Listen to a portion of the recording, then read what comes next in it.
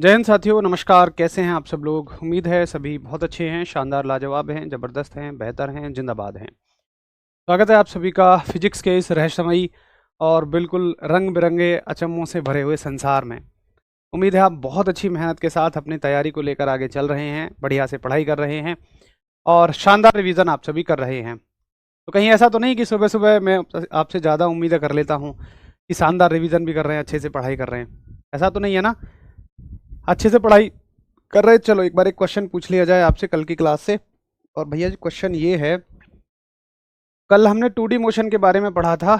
चलो आसान सा सवाल पूछता हूँ, मुझे बताओ आवृत्ति का मात्रक क्या होता है? आवृत्ति का मात्रक क्या होता है, यानी कि यूनिट ऑफ फ्रीक्वेंसी क्या होती है? बताइए।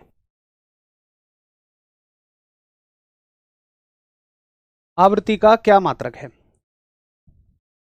गुड मॉर्निंग भाई, गुड मॉर्निंग सभी को, नमस्कार, राधे राधे, गुड मॉर्निंग भाई, नमस्कार सभी को, दोस्त नमस्कार, मेरे भाई नमस्कार, बहनें नमस्कार, जय जगन्नाथ जी, बहुत अच्छा, हर हर महादेव भाई। एक शानदार सा उत्तर आना शुरू हो गया है। गुड्डू भाई नमस्कार, मैं एकदम बहुत अच्छा हूँ मेरे भाई। उम्मीद है आप सब बहुत अच्छे होंगे, घर परिवार में माता जी, पिताजी, भाई बहन सभी बड़े अच्छे होंगे। बहुत ही अच्छा उत्तर आप सभी का। और ये है हर्ट्ज, शानदार। तो ये हो गया आपका हर्ट्ज उत्तर फ्रीक्वेंसी का। खैर ठीक है, ये एक पॉपुलर यूनिट भी है और एग्जाम में पूछी भी जाती है। एग्जामिनर को कुछ चीज़ों से तो ऐसा प्यार है, हर एक कमीशन के एग्जामिनर को, कि अगर उन्हें एग्जाम में ना देना वो साल 2 साल में, तो जैसे हार्ट अटैक आ जाएगा, जैसे वो एक दवाई है उनके लिए कि भाई ये तो साल 2 साल में किसी न किसी एग्जाम में जरूर देनी ही देनी है। चलिए, तो सदियों पुरानी कुछ बातें रिवाइज करते हैं। चैप्टर पढ़ रहे हैं मोशन, यानी कि गति, तीसरा चैप्टर है। और इस चैप्टर में हमने देखा कि सबसे पहली हमें पढ़ना है 1D मोशन, फिर पढ़ना है 2D मोशन। 1D मोशन में हमने क्वांटिटी पढ़ी लंबाई यानी कि लेंथ, लेंथ के दो हिस्से पढ़े, एक पढ़ा डिस्टेंस यानी कि दूरी, एक पढ़ा डिस्प्लेसमेंट यानी कि विस्थापन। भैया नोट मत करना, ये मत कहना उल्टी पल्टी राइटिंग में लिख रहे हो, ये बस रिवाइज करा रहा हूँ 5 मिनट 1 मिनट में और भी। उसके अलावा फिर हमने गति पढ़ी यानी कि मोशन पढ़ा, और मोशन को हमने दो हिस्सों में बांटा। एक था आपका चाल यानी कि स्पीड, और एक था आपका वेग यानी कि वेलोसिटी। उसके बाद इसी में हमने एक और पहलू पढ़ा जिसका नाम था एक्सेलरेशन यानी कि त्वरण। और उसके बाद हमने इसी में क्या पढ़े, गति के समीकरण पढ़े, इक्वेशन ऑफ मोशन पढ़ी। इतना तो एटलीस्ट हमेशा आपके दिमाग में होना चाहिए, इतना एटलीस्ट आपके दिमाग में हमेशा होना चाहिए कि आप क्या पढ़ रहे हो, क्या अभी और आपको पढ़ना है। ठीक है, अच्छा आगे चला जाए थोड़ा सा। अब हम आ गए थे 2D मोशन की दुनिया में, और 2D मोशन में बहुत कुछ हमने देखा। हमने देखा कि इसमें कई सारे तरह के मोशन हमें पढ़ने हैं। सिंपल हार्मोनिक मोशन, सरल आवर्त गति, जिसको हमने अच्छे से कर लिया।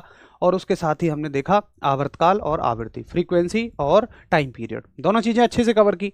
तो आज हमारी बारी है अगले मोशंस को पढ़ने की 2D में, जिनका नाम है प्रोजेक्टाइल मोशन, प्रक्षेप्य गति, और एंगुलर मोशन यानी कि कोणीय गति। और आज ये टॉपिक चैप्टर आपका खत्म हो जाएगा। ठीक है, चलो तो यहाँ तक क्विक रिवीजन हमारा हो गया शुरू के 1 मिनट में। मुझे लगता है ये काफ़ी कारगर आपके लिए रहता होगा, एक पूरा चैप्टर अच्छे से रिवाइज हो जाता है 1 मिनट में। तो अब हम 2D मोशन के नेक्स्ट पार्ट पर चलते हैं। तो हम हेडिंग भी कुछ इसी तरह से फ्रेम करेंगे कि 2D मोशन का पार्ट है, और भैया जी टॉपिक का नाम है प्रोजेक्टाइल मोशन, यानी कि प्रक्षेप्य गति।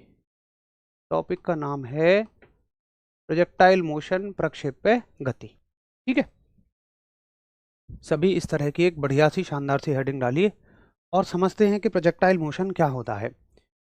देखिए, किसी भी ऐसे मोशन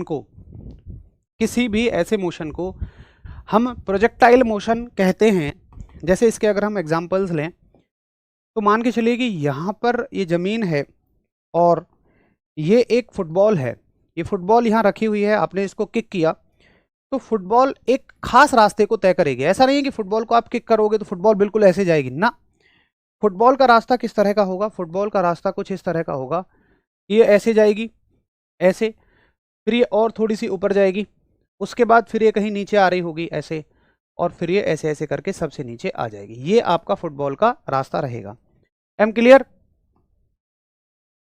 कुछ इसी तरह से फुटबॉल जाएगी, यानी कि फुटबॉल जो है कुछ ऐसे रास्ते को तय करेगी, Jung Jung Jung Jung Jung Jung Jung Jung Jung. यहाँ आके फुटबॉल रुक जाएगी। सभी को क्लियर? एक खास तरह का रास्ता है ये, ना ये सीधा है, ना ये पेंडुलम की तरह ऐसा है, ना ये पूरी तरह से गोल है। इन सभी में एक खास रास्ता है, ये एक अलग तरह का रास्ता है। अगर आप बंदूक से गोली छोड़ते हैं तो आपके हिसाब से गोली को कैसे जाना चाहिए? आप समझते हैं कि गोली जो है ना दाएं जाएगी सीधी, भैया यूं देखो टक सीधी जाएगी, लेकिन नहीं। ऐसा कहकर आपने ग्रेविटी को खत्म कर दिया, गुरुत्वाकर्षण को खत्म कर दिया। आपको पता है पृथ्वी लगातार प्रत्येक चीज को नीचे खींचती है, तो गोली जो है वो ग्रेविटी की वजह से थोड़ी सी टेढ़ी जाएगी, ऐसे ऐसे ऐसे ऐसे करके, ऐसे ऐसे करके हल्की सी टेढ़ी जाएगी। यानी कि उसका जो रास्ता होगा ना वो कुछ इस तरह का होगा। और देखो जब आप जाएंगे, आप पुलिस में जाएंगे कहीं भी या एसएससी जीडी में जाएंगे जहाँ पे आपको फायरिंग सिखाई जाएगी, तो हमेशा यही सिखाया जाएगा कि टारगेट से हमेशा ऊपर उठा के रखो ताकि गोली जाके अपने आप नीचे लगे। उसके अलावा भाला फेंक, अगर आप एक भाले को फेंकते हैं, ये मान लीजिए एथलीट हैं और एक भाले को फेंक रहे हैं। अब देखो भाले को अगर आप फेंका जाता है तो भाले की गति कैसी होती है? भाला ऐसे करके ही जाएगा यूं, और ऐसे करके कहीं गड़ जाएगा, या और ऐसे करके जाएगा और ऐसे करके गड़ जाएगा, ठीक है। यानी कि ये हो गया आपका भाला, ऐसे जमीन में कहीं गड़ जाएगा। तो ये भाले का रास्ता होता है। तो आप जरा देखें कि ये सारे के सारे जो रास्ते हैं ये खास तरह के रास्ते हैं। विज्ञान में, मैथ्स में हर एक तरह के रास्ते का एक नाम दिया गया। जैसे आप पढ़ते हैं, भाई ये रास्ता है तो उसको क्या कह दिया? वृत्त कह दिया, सर्कल कह दिया। ये रास्ता है तो इसको इलिप्स कह दिया, इस तरह का दीर्घवृत्त कह दिया। अगर इस तरह का रास्ता है तो उसको ट्राइंगल कह दिया। अगर इस तरह का रास्ता है तो उसे वर्ग कह दिया। अगर इस तरह का रास्ता है तो उसे आयत कह दिया। तो विज्ञान में हर एक तरह के रास्ते के अलग अलग नाम होते हैं। तो वैसे ही विज्ञान कह लो या गणित कह लो, इस तरह के रास्ते का नाम हम एक देते हैं परवलय। ये जो रास्ता है ना, इस तरह का खास रास्ता, इसका नाम होता है परवलय, यानी कि पैराबोला। और ये सारी की सारी गतियां जो हैं, ये जो सारी की सारी गतियां हैं, इनको हम प्रक्षेप्य गति कहते हैं, प्रोजेक्टाइल मोशन कहते हैं। तो सवाल आता है, पहला सवाल, कि एक फुटबॉल के द्वारा तय की गई गति, या एक बंदूक की गोली की गति, या भाले की गति, किस तरह की गति है? तो उत्तर होगा प्रक्षेप्य गति।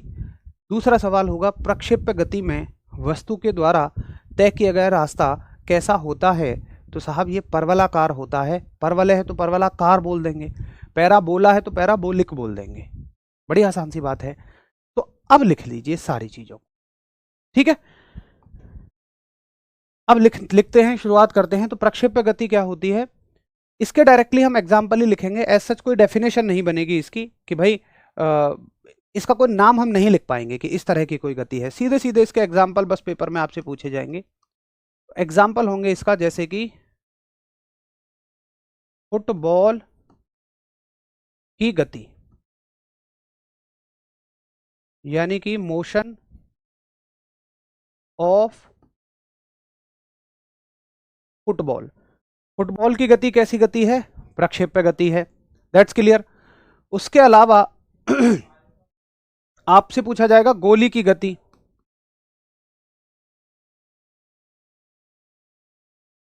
गोली की गति यानी कि मोशन ऑफ बुलेट। उसके अलावा भाले की गति। ये सारी की सारी गतियां प्रक्षेप्य गति के उदाहरण हैं। यानी कि मोशन ऑफ जेवलिन, भाले की इंग्लिश होगी जेवलिन। अगला सवाल आएगा, नोट डाल के लिखते जाइएगा। इससे जरूरी जरूरी जो सवाल हैं, पहला कि प्रक्षेप्य का पथ कैसा होता है? तो प्रक्षेप्य का पथ परवलाकार होता है। लिखिए, ये हो गया पहला नोट, नोट नंबर 1। प्रक्षेप्य का पथ परवलयाकार होता है। Path of projectile is parabolic.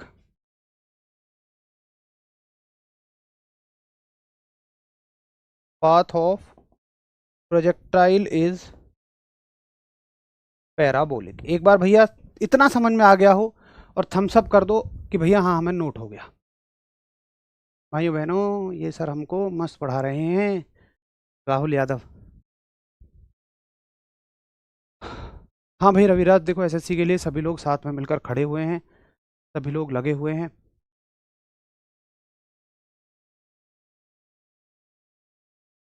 ठीक है, इतना समझ में आ गया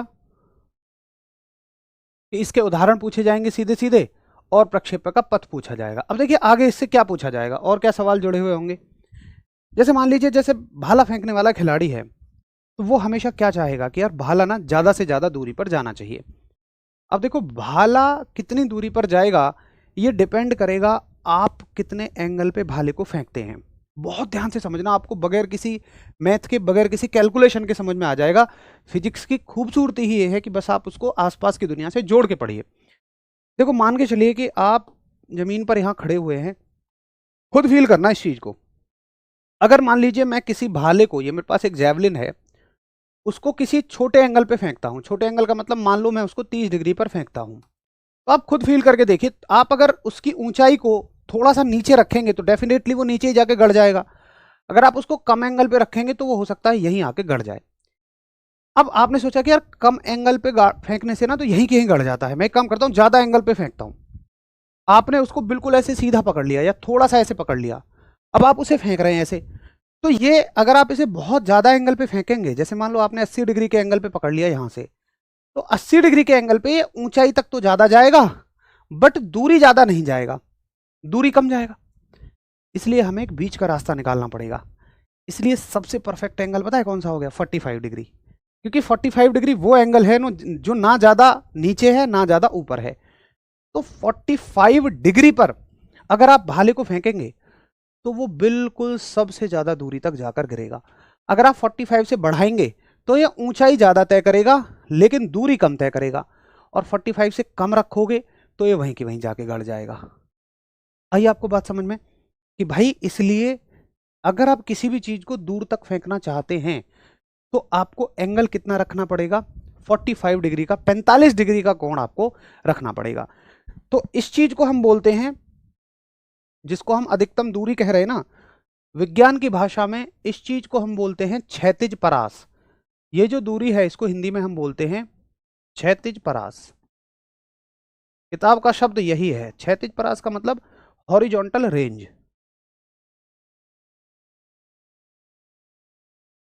हॉरिजॉन्टल रेंज। तो सवाल आएगा अधिकतम क्षैतिज परास के लिए कितने डिग्री का एंगल होगा? सवाल इतना सा आएगा, अधिकतम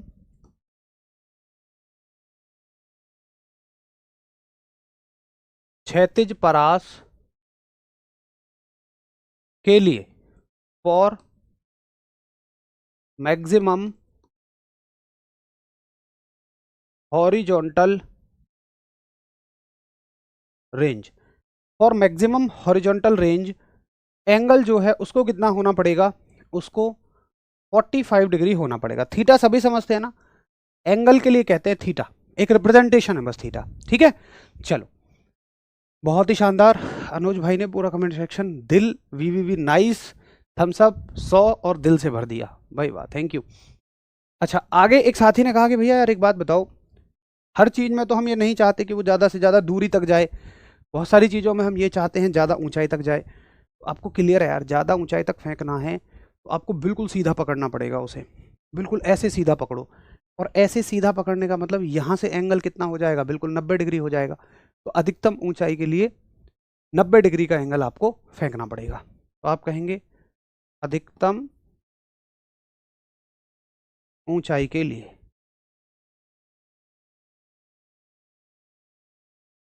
अधिकतम ऊंचाई के लिए फॉर मैक्सिमम हाइट, अगर आप किसी चीज़ को अधिकतम ऊंचाई तक फेंकना चाहते हैं तो आपको थीटा कितने डिग्री पे रखना पड़ेगा? 90 डिग्री पर रखना पड़ेगा, कोण आपको 90 डिग्री पर रखना पड़ेगा। ठीक है, नोट हो जाए, इतना पूरा समझ में आ जाए तो फिर से एक बार थम्स अप कर देना, हम नेक्स्ट स्लाइड पर चल देंगे।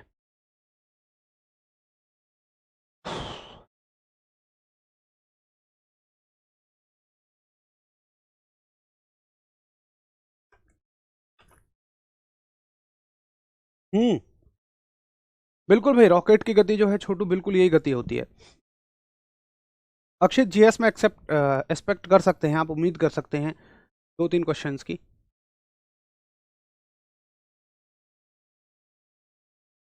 थीटा को एक्सप्लेन करो। थीटा कौन है भाई? एंगल की रिप्रेजेंटेशन है। जैसे किसी का नाम होता है धर्मेंद्र कुमार, तो शॉर्ट में कह देते हैं और भाई डीके कहाँ जा रहा है, डीके ओ भाई डीके। तो जैसे कौन है ना, उसको हम शॉर्ट में थीटा से लिख देते हैं। किसी भी चीज़ को हम हमेशा संक्षिप्त लिखने की कोशिश करते हैं किसी भी सब्जेक्ट में, इसीलिए आप हिंदी में सर्वनामों का उपयोग करते हो, इंग्लिश में प्रोनाउन का यूज़ करते हो, और विज्ञान में या गणित में आप सिंबल्स का उपयोग करते हो, प्रतीकों का उपयोग करते हो। That is only that thing, इससे ज़्यादा ये कुछ भी नहीं है। ये सिर्फ कोण है, इसका मतलब समझ जाओगे आप, एक एंगल है। ठीक है, चलो इतनी बात मुझे समझ में आ गई। तो यही कुछ चंद सवाल बनेंगे। एक तो कि इसके उदाहरणों से सवाल बन जाएंगे, प्रक्षेपक का पथ कैसा होता है, अधिकतम क्षैतिज परास के लिए एंगल कितना होगा, अधिकतम ऊंचाई के लिए एंगल कितना होगा। अब देखो एक सवाल आता है कि अधिकतम, भाई जो लॉन्ग जंप वाला साथी है, लॉन्ग जंप वाले खिलाड़ी को कितने डिग्री पे कूदना चाहिए? तो अब शायद ये अलग से पढ़ने की जरूरत थोड़ी कि 45 डिग्री पे पढ़ना चाहिए, कूदना चाहिए। भाई अगर आप लॉन्ग जंप चाहते हैं, यानी ज़्यादा से ज़्यादा दूरी चाहते हैं, तो आपको जो जहाँ से आप जंप कर रहे हैं वहाँ से 45 डिग्री पे जंप करना चाहिए। और अगर आप हाई जंप कर रहे हैं तो आपको 90 डिग्री पे जंप करना चाहिए। लेकिन हाई जंप में 90 डिग्री प्रैक्टिकली पॉसिबल नहीं है। हाई जंप तो ट्रिक की चीज़ है, वहाँ हम नहीं लगा सकते ये चीज़ ना सवाल आता है। लेकिन लॉन्ग जंप के लिए आता है कि लॉन्ग जंप में कितने डिग्री के एंगल पे कूदोगे आप, तो आपका उत्तर होना चाहिए कि भैया जी हम 45 डिग्री के एंगल पे कूदेंगे। ये तो क्लियर है? हाँ भाई सूरज, यूपीएसआई हो जाएगा। मैं लेट हो गई, पढ़ाया है उसे समझा दीजिए। अरे देखो ऐसे तो हर एक 5-5 मिनट पे सभी लेट आते रहेंगे और हम केवल पीछे का पढ़ते रहेंगे तो बड़ा मुश्किल हो जाएगा हमारे लिए। Extremely sorry. प्लीज़ आप एक बार क्लास को शुरू से देख लेना, आपको कोई डाउट ही नहीं बचेगा। अगर हम डबल पढ़ेंगे तो बड़ा मुश्किल हो जाएगा। थैंक यू भाई, आप सभी का बहुत सारा आभार होता है, अच्छा पढ़ाते हैं, सरल कर दिया, थैंक यू आप सभी का। अब चलते हैं अगले मुद्दे पर। तो यहाँ तक हमने प्रोजेक्टाइल मोशन को बड़े अच्छे से ख़त्म कर लिया। अब आगे तीसरे तरह का मोशन पढ़ते हैं हम। 2D मोशन का आखिरी पार्ट है और इसका नाम है 2D मोशन के आखिरी पार्ट का angular motion. Angular motion, angular motion का अर्थ है कोणीय गति। एंगुलर मोशन का तात्पर्य है कोणीय गति। देखो कोणीय गति क्या होती है, अभी तक के जितने भी हमने मोशन पढ़े वो कैसे थे? वो सब हाफ हाफ मोशन थे। हाफ हाफ का मतलब, अगर हम सिंपल हार्मोनिक मोशन को देखें तो वो ऐसा था, बस आधा आधा मोशन है। अगर हम प्रोजेक्टाइल मोशन को देखें तो वो इस तरह का मोशन है, वो भी आधा मोशन है। लेकिन बहुत सारे उदाहरण ऐसे होते हैं जिनमें एक वस्तु जहां से चलती है वो वहीं लौट के आती है, तो वो फुल रेंज का मोशन है, वो पूरा मोशन है, पूरी गति है। जैसे आप एक धागे से पत्थर बांधें और उसे घूमना शुरू कर दें, तो ये एक पूरा रास्ता तय करेगा ऐसे ऐसे करके, है ना। यहाँ से चलेगा और बार बार यहीं आता रहेगा। मौत के कुएं में जो बाइक चलती हैं, कारें चलती हैं, हालांकि वो मौत का कुआं नहीं होता है, वो जिंदगी का कुआं होता है। उसमें आप भी नहीं गिरोगे अगर आप ढंग से थोड़े एक्सपर्ट हो जाओ, पूरा फिजिक्स पे बेस्ड है वो। अच्छा कभी आगे समझेंगे खैर उस बात को। तो कोई भी चीज़ जो पूरा चक्कर लगाती है उसको ना इस कैटेगरी में रख सकते हैं ना इस कैटेगरी में, तो हमें उसके लिए एक एक्स्ट्रा कैटेगरी बनानी पड़ी। मैं ये बताना चाह रहा हूँ कि कोणीय गति को हम पहली दो गतियों में क्यों नहीं रख पाए, क्योंकि उसका तरीका ही अलग था, उसका तरीका ही अलग था घूमने का, इसलिए हमने उसको सेपरेट कैटेगरी में रखा। तो एक सेपरेट कैटेगरी बना दी हमने कोणीय गति की, और हमने कहा कि देखो भाई कोणीय गति वो गति होगी, एक वस्तु जिस बिंदु से चलेगी तो पूरा चक्कर करने के बाद, गोल चक्कर करने के बाद उसी बिंदु पर आ जाएगी। तो आप कहेंगे कि एक संपूर्ण गोल, क्योंकि हम केवल चक्कर नहीं कह सकते, चक्कर का मतलब गोल नहीं होता है, गोल चक्कर का मतलब गोल होता है ना। एक संपूर्ण गोल चक्कर की गति या गोल चक्कर में गति, यानी कि motion in A complete, motion in A complete, ऐसे कह सकते हैं, चलो रेवोल्यूशन कह देता हूं मैं फिलहाल, motion in A complete revolution. ये डेफिनेशन केवल समझने के लिए है, आपसे कभी नहीं पूछा जाएगा कि कोणीय गति क्या होती है, नहीं। इसकी परिभाषा कभी नहीं पूछी जाएगी। अब सुनो, कुल मिलाकर हमने ये कह दिया कि भाई कोई भी चीज जो गोल गोल गोल गोल घूम रही है उसकी गति को हम कोणीय गति कहते हैं। अब यहां पर गोल घूमने के दो तरीके हैं। कैसे हैं दो तरीके? देखो, आपकी शादी हो रही है, मान लो, आहा मन में लड्डू फूटा, शादी हो रही है आपकी, तो उस समय पर आप हवन कुंड के चारों ओर गोल गोल गति लगाएंगे 7 बार। शादी के 6 महीने बाद हल्की फुल्की तकरार हुई, वो भी परिवार में हो ही जाती है, ऐसा नहीं है कि मैं कोई दुआएं कर रहा हूँ कि होनी चाहिए, वो हो ही जाती है। और आपने थोड़ी सी अपनी जो वो हैं उनसे, थोड़ी सी जो बीवी हैं उनसे थोड़ी सी ऊंची आवाज़ में बात कर ली, एक पड़ेगा ऐसे, और भाई साहब आप ऐसे ऐसे करके गोल गोल घूम जाओगे, वहीं अपनी जगह चांद तारे नज़र आ जाएंगे। तो मेरे कहने का मतलब है कि देखो, 6 महीने पहले जब आपकी शादी हो रही थी तो आप हवन कुंड के आसपास घूम रहे थे, ऐसे ऐसे करके गोल गोल घूम रहे थे, और आज आप अपने चारों ओर घूम रहे हैं। तो कहने का मतलब है कि वस्तु गोल दो तरीके से घूम सकती है, या तो वो किसी और के चारों ओर घूम रही होगी, या वो अपने ही चारों ओर घूम रही होगी। आई बात समझ में? तो इस तरह से हम पूरे गोल घूमने वाली गति को फर्दर दो कैटेगरी में डिवाइड करते हैं। और मैं कहता हूं कि भाई देखो, इसके जो प्रकार हैं वो दो हैं। इस गति के जो प्रकार हैं, इंटरनली इसके जो टाइप हैं वो दो प्रकार हैं।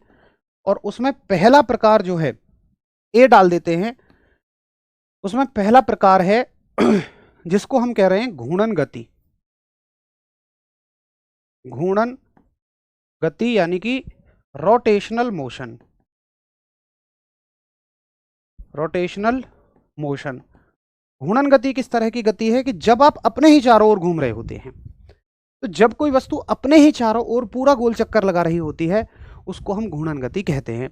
घूर्णन गति के एग्जाम्पल क्या है? देखो, सबसे अच्छा एग्जाम्पल पृथ्वी है। पृथ्वी दोनों तरह से घूमती है। ये सूर्य है, ये पृथ्वी है। पृथ्वी सूर्य के चारों ओर भी घूम रही है, लेकिन अपने अक्ष पे घूमती हुई घूम रही है। ये बात आपको पता होगी। तो सूर्य, पृथ्वी का अपने अक्ष पर घूमना जो है ये घूर्णन गति है। घड़ी की सुइयां हैं भाई, वो अपने ही जगह ऐसे ऐसे घूम रही हैं, डुंग डुंग डुंग डुंग डुंग डुंग डुंग डुंग डुंग डुंग डुंग डुंग डुंग। पंखा है, वो अपनी ही जगह गोल गोल घूम रहा है। लट्टू है, मैं लट्टू को, उस लट्टू की बात नहीं कर रहा हूँ कि जो दुनिया जहान में नाच रहा है, नहीं, जो अपनी ही जगह घूम रहा है, एक जगह रुक के अपनी ही जगह घूम रहा है। या दुनिया जहान में नाच भी रहा हो तो अपने अपने चारों ओर भी तो घूम रहा है वो, हम उसको कंसिडर करेंगे। तो ये सारे के सारे एग्जाम्पल जो हैं वो घूर्णन गति के एग्जाम्पल हैं, रोटेशनल मोशन के एग्जाम्पल हैं। एक बार करो थम्स अप कि हाँ जी भैया मुझे बात समझ में आ गई है। तो घूर्णन गति क्या होती है कि वस्तु की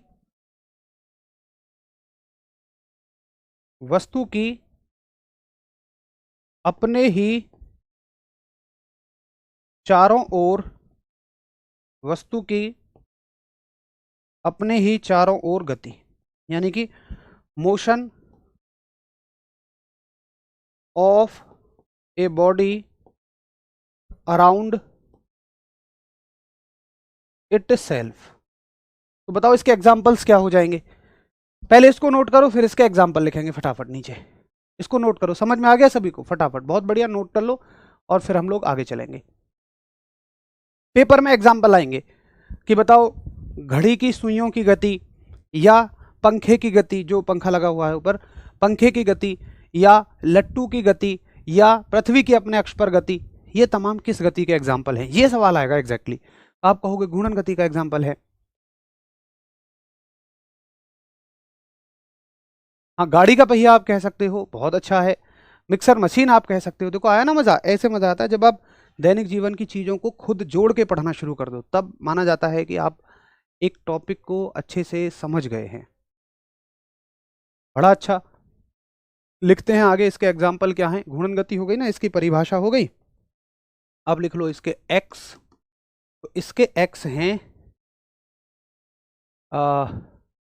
लट्टू की गति,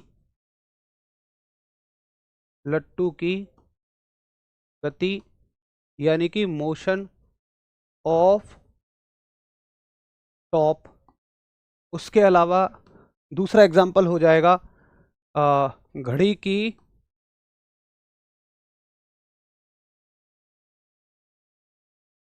सुइयों की गति, यानी कि motion of needles, needles of clock, या हैंड्स ऑफ क्लॉक भी बोल सकते हो। घड़ी की सुइयों को घड़ी का हैंड्स भी बोलते हैं।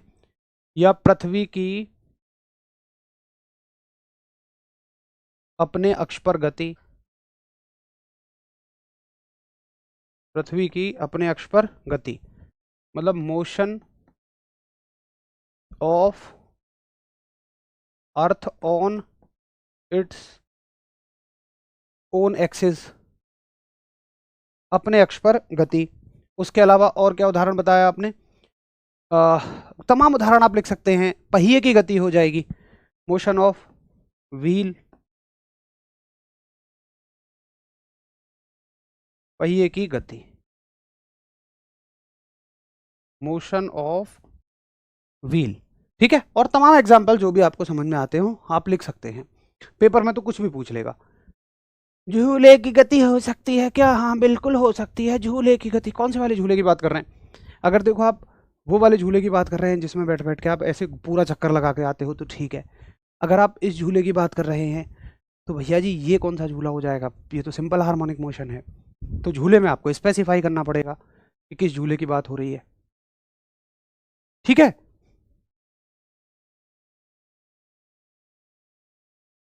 डोरेमोन सर उदाहरण बोलिए, एक्स नहीं। अरे कोई बात नहीं यार, तुम बिल्कुल भावनाओं में ही बह जाते हो क्या? कभी अपनी भावनाओं में बहने की बजाय मेरी भावनाओं को समझो मैं क्या कहना चाह रहा हूँ। हाँ मोहम्मद, बिल्कुल चारा मशीन हो गई, ये हो गया, सब कुछ है। जब हम पढ़ते नहीं है, हमें एक पढ़ता है, हम गोल गोल घूम जाते हैं, वो भी है। तो तमाम तरह की गति आ रही है। चलिए समझ में आ रहा है? ओके, अब देखिए अगली गति है हमारी। एक तो हो गई कि भाई जब वस्तु अपने ही चारों ओर घूम रही है तो उसका नाम हमने घूर्णन गति दिया। एक दूसरी गति जिसमें वस्तु किसी अन्य वस्तु के चारों ओर घूमती है तो उस गति को हम कहते हैं वृत्तीय गति, यानी कि सर्कुलर मोशन। सर्कुलर मोशन क्या होता है कि जिसमें एक वस्तु किसी दूसरी वस्तु के चारों ओर घूमती है। वस्तु किसी अन्य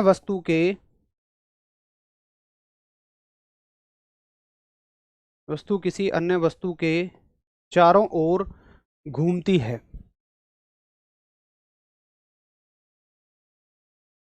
यानी कि बॉडी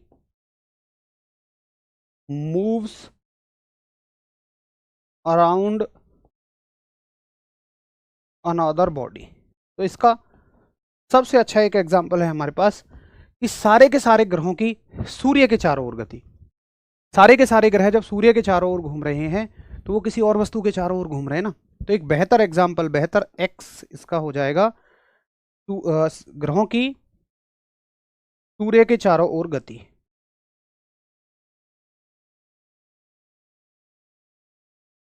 ग्रहों की सूर्य के चारों ओर गति है ना। Motion of planets, motion of planets around sun. ठीक है, सूर्य की चारों ओर गति। क्लियर है?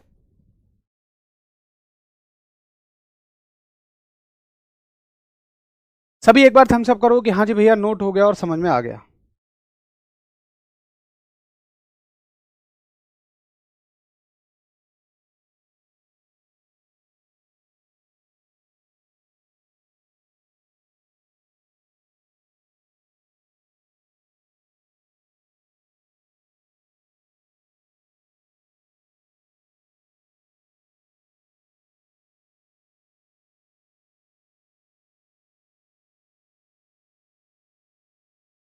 एक साथी का बार बार सवाल क्या आ रहा है, रिएक्टर स्केल, सीस्मोग्राफ और मार्कली स्केल में डिफरेंस। देखो सीस्मोग्राफ तो भूकंप मापने का एक यंत्र है, एक मशीन हो गई। जैसे आप अपना द्रव्यमान किससे नापते हैं? तराजू से नापते हैं।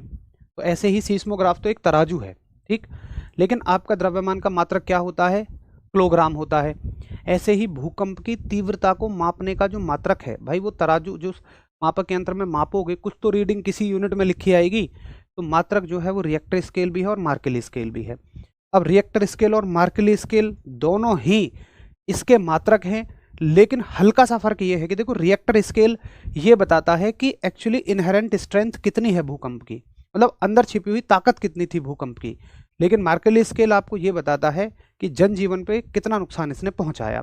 मार्केली स्केल रोमन नंबर्स में रिप्रेजेंट किया जाता है, रिएक्टर स्केल आपका जनरल नंबर जो होते हैं, दशमलव संख्या पद्धति जो होती है, इसके आधार पर डेसिमल नंबर सिस्टम में 1 2 3 में रिप्रेजेंट किया जाता है। हालांकि हैं दोनों यूनिट ही। ठीक है, चलो, तो ये सभी को अच्छे से समझ में आ गया। अगर भैया जी आपको इतना समझ में आ गया है तो आप ये कह दीजिए खुश होकर कि हाँ जी मुझे बिल्कुल ओके हो गया है, क्लियर हो गया है। अब देखो दो हमें ना फोर्स पढ़ने हैं, इसमें बल पढ़ने हैं। हालांकि फोर्स वाला चैप्टर जो है वो आगे आएगा, लेकिन लगे हाथों उस चीज को भी यहीं खत्म कर लेते हैं। देखो आपसे पूछा जाएगा कि जब वस्तुएं गोल गोल घूमती हैं तो उन पर कितने तरह के बल कार्य करते हैं। अब इस चीज को समझिए आप थोड़ा सा।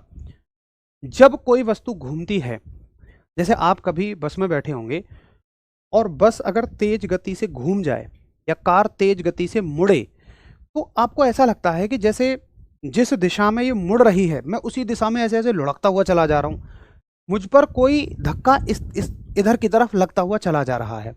उससे बचने के लिए आप कुछ पकड़ते हो, अपने आप को टेढ़ा मेढ़ा करते हो, है ना।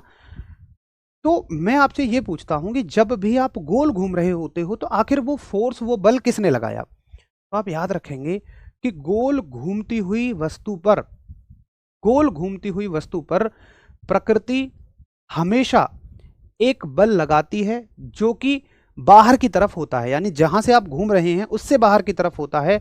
और यह बल कोशिश करता है कि आप बाहर की तरफ चले जाओ या कोई भी वस्तु बाहर की तरफ चली जाए। ये आप नहीं लगा रहे हो, याद रखना, ये प्रकृति लगा रही है, ये नेचुरल फोर्स है। इसको हम क्या बोलते हैं, अपकेंद्रीय बल, सेंट्रीफ्यूगल फोर्स। तो लिखेंगे आपकी वृत्तीय गति में या कोणीय गति में बल कितने होते हैं। तो लिखिए, हेडिंग डालेंगे, ये दोनों गतियों के लिए है, वृत्तीय के लिए भी है, घूर्णन के लिए भी है। भाई गोल घूमने वाली गति देखनी है बस हमें, अब दोनों की दोनों आ जाएंगी आपकी। तो कौन सी गति बताइए हमने गोल घूमने वाली, कोणीय गति, एंगुलर मोशन। तो हम कहेंगे कोणीय गति में बल।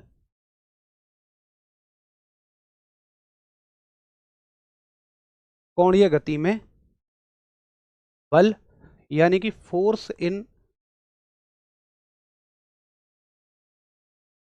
Angular motion. देखो कोणीय गति में दो तरह के बल लगते हैं। नंबर एक आपका लगता है अपकेंद्रीय बल, जिसको हम बोलते हैं सेंट्रीफ्यूगल फोर्स। तो ये एक प्राकृतिक बल है, नेचुरल बल है, जो प्रकृति अपने आप लगाएगी ही लगाएगी जब भी आप बाहर घूमोगे। तो आप कहोगे कि वृत्तीय गति में, या सिंपल लिख देते हैं, वृत्तीय गति में तो ऊपर डिफाइन ही कर दिया। तो आप कहोगे केंद्र से बाहर की ओर लगने वाला बल, केंद्र से बाहर की ओर लगने वाला बल, यानी कि force acting outward to centre, force acting outward to centre. कैसे लगेगा, अगर ये कोई चीज गोल घूम रही है, जैसे मान लो ये कोई रास्ता है, ये कोई मोड़ है इस तरह का, और इस पर कोई कार मुड़ रही है ऐसे ऐसे करके, तो उस कार पर बाहर की तरफ लगेगा, ऐसे लगेगा। अगर ये कार ऐसे करके जा रही है तो बाहर की तरफ एक फोर्स लगेगा जो उसको बाहर खींचने की कोशिश करेगा, और इस बल को हम कहते हैं अपकेंद्रीय। अब याद कैसे रखोगे कि यार बाहर लगने वाला बल अपकेंद्रीय होता है। देखिए इंग्लिश में, हिंदी में याद रखोगे, अप माने क्या होता है, बुरा, केंद्र माने केंद्र से। ये केंद्र है, मान लो ये पूरा रास्ता यहां गोल हो रहा है ऐसे, ठीक है, तो केंद्र से दूर जा रहा है। अप माने बुरा, केंद्र माने केंद्र से। केंद्र के लिए बुरा कौन होगा, जो दूर जाएगा। तो अपकेंद्रीय, बुरा है मतलब केंद्र से मतलब दूर जा रहा है। इंग्लिश वाले कैसे याद रखेंगे, सेंट्रीफ्यूगल और दूसरा सेंट्रीपिटल होता है। तो पिटल में पी आ रहा है, पी माने पास, तो सेंट्रीपिटल वो होता है जो अंदर की तरफ लगता है, उसका उल्टा सेंट्रीफ्यूगल जो बाहर की तरफ लगता है। बस कहानी खत्म कर दो एक बार हम सब की, भैया मुझे क्लियर है। और इसके एग्जाम्पल्स क्या क्या हो जाएंगे, तो इसके एग्जाम्पल्स हो जाएंगे कि कार या बस सवार पर लगने वाला बल, force acting on, force acting on car और बस, सिंपल इतना लिख दो। उसके अलावा देखो आपने देखा होगा एक चीज मैं आपको बहुत प्यारी सी दिखाता हूँ, मजा आएगा आपको देख के। चलो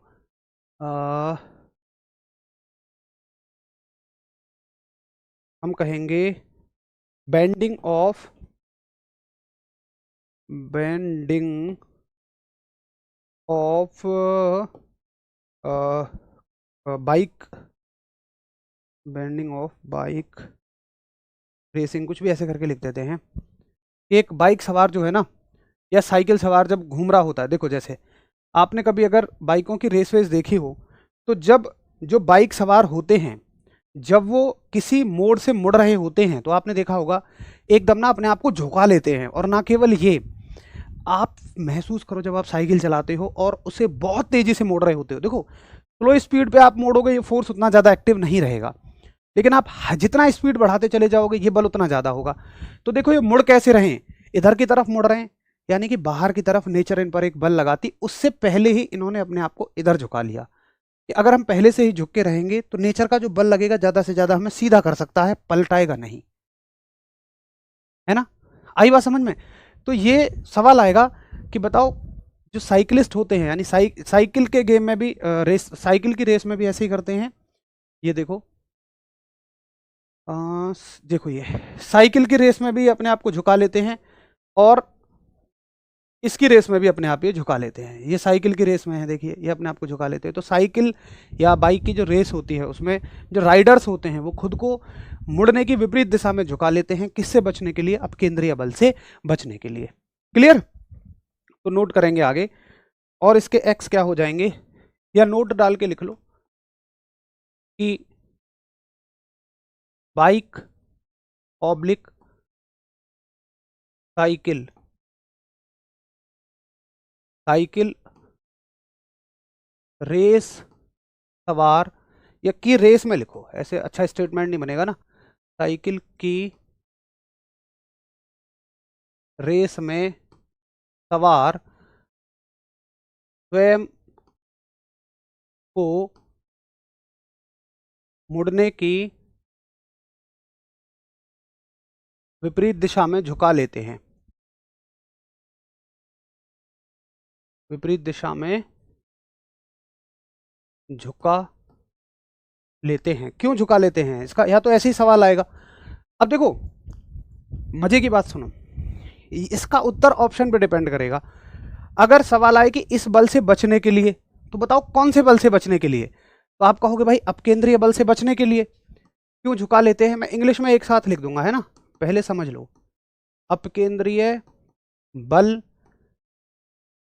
से बचने के लिए, ठीक है, ये सही बात है कि भाई अपकेंद्रीय बल ना लगे उससे बचने के लिए। अब सुनो एक चीज और सीख लो, यहां इसको थोड़ा सा छोड़ देना, अगले पेज पर हम एक हेडिंग डालते हैं और मैं कहता हूं कि इसमें हमने कितने बल पढ़ने थे, दो बल पढ़ने थे, एक तो अपकेंद्रीय बल पढ़ना था और एक दूसरा पढ़ना था हमें अभिकेंद्रीय।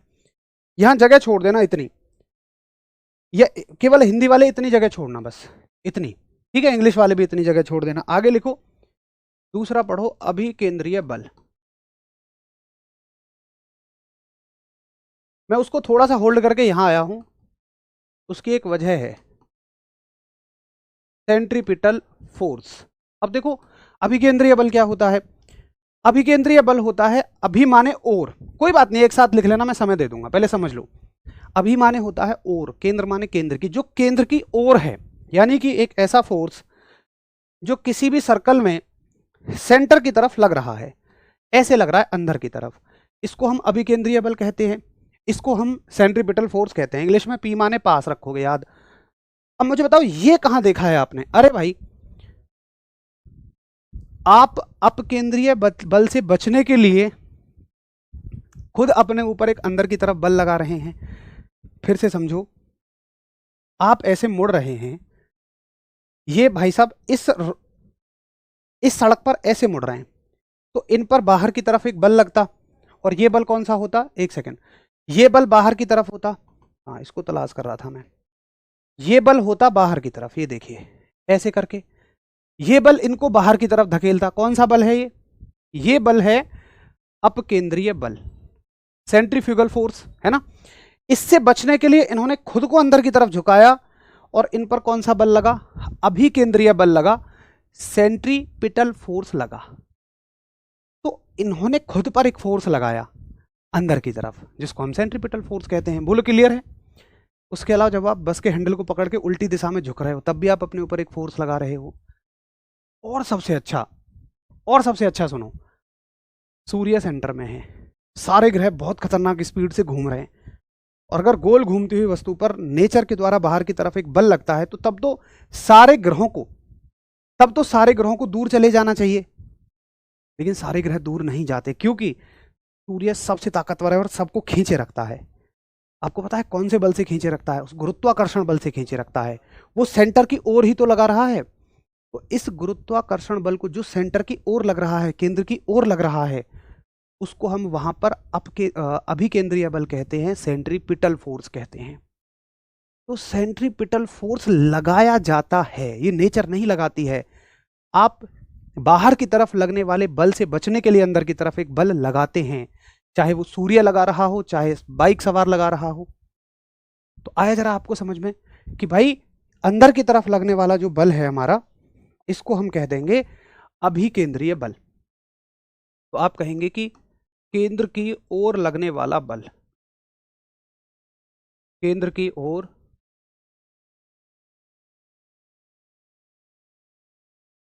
लगने वाला बल,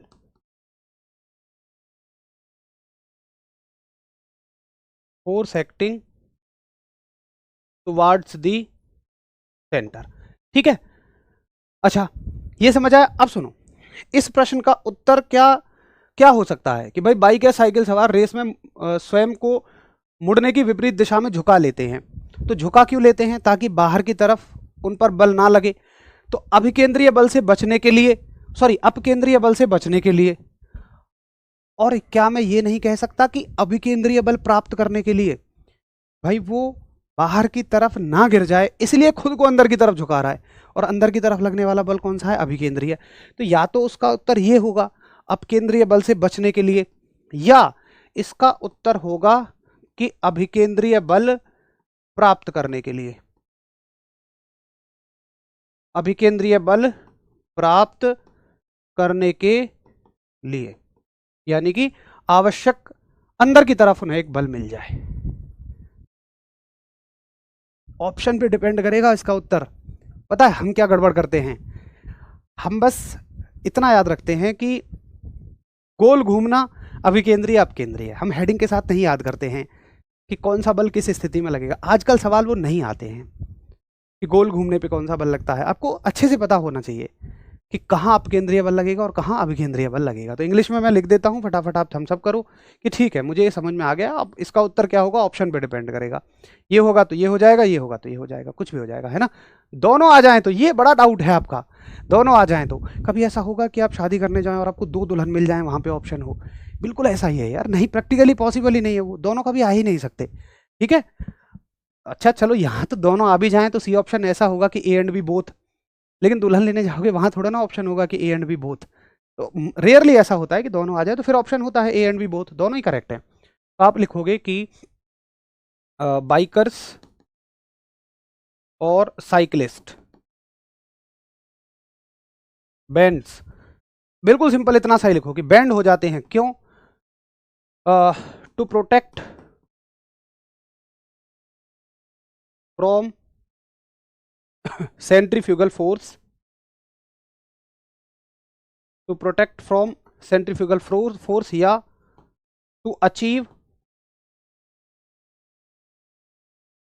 नेसेसरी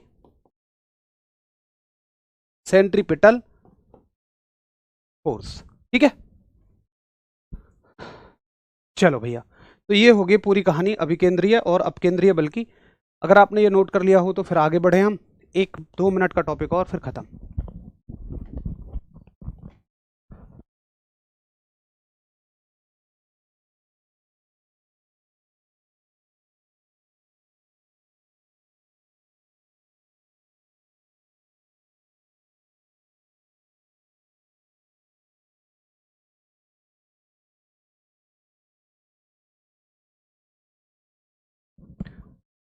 ठीक है। अच्छा, अब इसके उदाहरण क्या होते हैं? देखिए, इसके उदाहरण होते हैं अपकेंद्रीय बल के। जैसे फेमस उदाहरण है वो, एक वॉशिंग मशीन और एक दही से मक्खन निकालना। देखो, वॉशिंग मशीन को कभी आप देखें तो वो कपड़ों को ना दूसरी तरफ फेंकती रहती है, तो इसका एक दूसरा एक्स हो जाएगा, इसके एक्स हो जाएंगे। अच्छा, ये एक्स तो दोनों का हो गया है ना, अपकेंद्रीय का भी अभिकेंद्रीय का भी। और असल में ये प्योर टॉपिक है इन दोनों फोर्सेस को समझने के लिए। आओ, ये तो सबने पढ़े होंगे, वॉशिंग मशीन में लगने वाला बल, वॉशिंग मशीन, इसको यहाँ से हटा दो अंकी बिंदी को, वॉशिंग मशीन में लगने वाला बल यानी कि फोर्स इन वॉशिंग मशीन, ये मैंने मशीन लिख दिया शॉर्ट में है ना, फोर्स इन वॉशिंग मशीन। और दही से मक्खन निकालने में बड़ा आसान, दही से मक्खन, क्रीम फ्रॉम कर्ड। क्योंकि आप जैसे माता जी देखेंगे ना आपने, उसको ऐसे ऐसे करके बिलोती हैं दूध को, दही को, तो वो दही क्या है, बार बार बार बार बाहर की तरफ, सेंटर से बाहर की तरफ जाती है, बाहर की तरफ जाती है तो वो सेपरेट हो जाता है। चलो, तो भैया जी इतना नोट करेंगे और आपको एक बेहतर समझ में आया होगा कि असल में अपकेंद्रीय अपकेंद्रीय बल कैसे होते हैं। हाँ, बिल्कुल सही बात है अनिल कुमार, अच्छे से सारा सब कुछ याद करेंगे। अब इस चैप्टर पे हम मोहर लगा सकते हैं कि हमने ख़त्म कर लिया। इवन अगले चैप्टर का भी थोड़ा सा हिस्सा हमने पढ़ लिया है जो कि है फोर्स वाला, बट उसको वहाँ पढ़ते तो फिर यहाँ से रिलेट नहीं कर पाते। अभी आपने गतियाँ पढ़ी हैं गोल मटोल, तो आराम से आपको समझ में भी आ गया। अब हम कल शुरू करेंगे चौथा चैप्टर आपका, और जिसका नाम होगा गति के नियम, लॉज ऑफ मोशन। अभी हमने पढ़े हैं गति के समीकरण, इसलिए आपको याद होना चाहिए ताकि आप कंफ्यूज ना हो। ये गति के समीकरण अलग चीज़ होती है नोबिता, और गति के नियम अलग चीज़ होते हैं। चलो मिलते हैं कल, सभी को मेरा नमस्कार, धन्यवाद, जय हिंद।